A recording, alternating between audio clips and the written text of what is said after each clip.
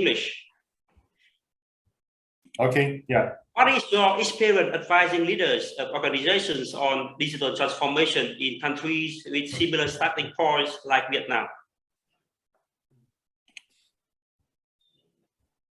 Okay, so I think the question is sent in Zoom, Zalo as well, right? Yeah. Okay. So allow me to share. So basically, the my main experience advising leaders in terms of digital transformation, especially in countries like Vietnam, is that these leaders will first need to know some basic digital literacy. That means understand digital technologies and its latest trend. Okay, so once they understand the latest digital technology and its the latest trend, how it can be translated back to the organization, for the senior management to identify what are the priorities and set the objectives and goal of the organization and start collecting data related to what they want to achieve.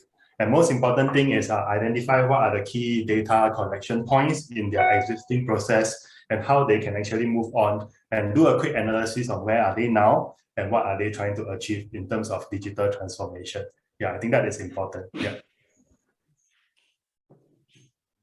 Okay. Okay, and the second question is, in your opinion, how should digital transformation in Vietnam be prioritized and started with the creation of digital human resources? Okay, thanks. So basically, for countries like Vietnam, the key priority is, of course, human resource, because Vietnam is largely a country with lots and lots of human manpower, but 60 to 7% of the population is untapped. That means there is abundance of talent. Yeah. Okay. So for companies, let's start with small medium enterprise. For small medium enterprise to be transformed, I think the priority is first to get some basic digital literacy. So once they understand how technology works and how you can bring this technology to their organization, the next thing that companies will need to know is how to keep the transformation sustainable. That means how they can consistently train the organization, upskill, and keep the people aware of the latest trend and the resources available. It is not about buying tools and solutions. That one is easy, but how to make sure it is sustainable. So the other thing that we want to share is that to ensure that Vietnam successfully transform, one of the key areas that most organizations or businesses should take note is that how to ensure that there is a certain consistency in the flow of talent, okay, from the universities to the medium enterprise and businesses. Okay, so there's lots of opportunities in the tech area, but at the same time, in Vietnam, if you take a deep research into the students and its demographic, of all the university students, only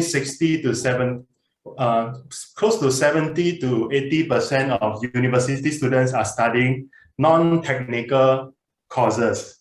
That means administrative and business, which means to say, in terms of the governments and the agencies, there should be a little bit of awareness session creating interest in the students' pipeline. Yeah, so that when they are actually understanding technology and its opportunities, they will have the chance to pick up technology courses in the universities and all. So this will help Vietnam to ensure that there's a certain level of sustainability in the human talent for the long time. Of course, getting talent and acquiring talent is easy, but to ensure policies are sustainable, this is important. Take for example in Singapore, right? We place lots and lots of effort on the STEM education. That means science, technology, engineering, and mathematics. Yeah. So as we start to understand all these technologies, we also create interesting activities to make students interested. Yeah. So when they are interested, so naturally people will be going into these engineering fields and are able to identify opportunities and contribute to the success of Vietnam digital transformation for the long term. Yeah. That's all. Okay, and thank you very much. And the third question is, what areas of digital transformation is your organization working with and focusing on supporting businesses in Vietnam? Okay, thanks. So basically the main area that we are focusing in is largely on education, because we believe that through education, we are able to help people gain awareness and understanding, pick up the right set of skills to kickstart some basic initiatives. Of course, along the way, they will be able to build up their talent and resources, and depending on the changes of technology. So we are largely focusing on supporting businesses in terms of digital transformation by focusing on educating them first and guiding them through a certain ways of working and identifying how to customize and tailor solutions based on what they have learned and based on what their organization specifically need. Yeah. Thank you very much.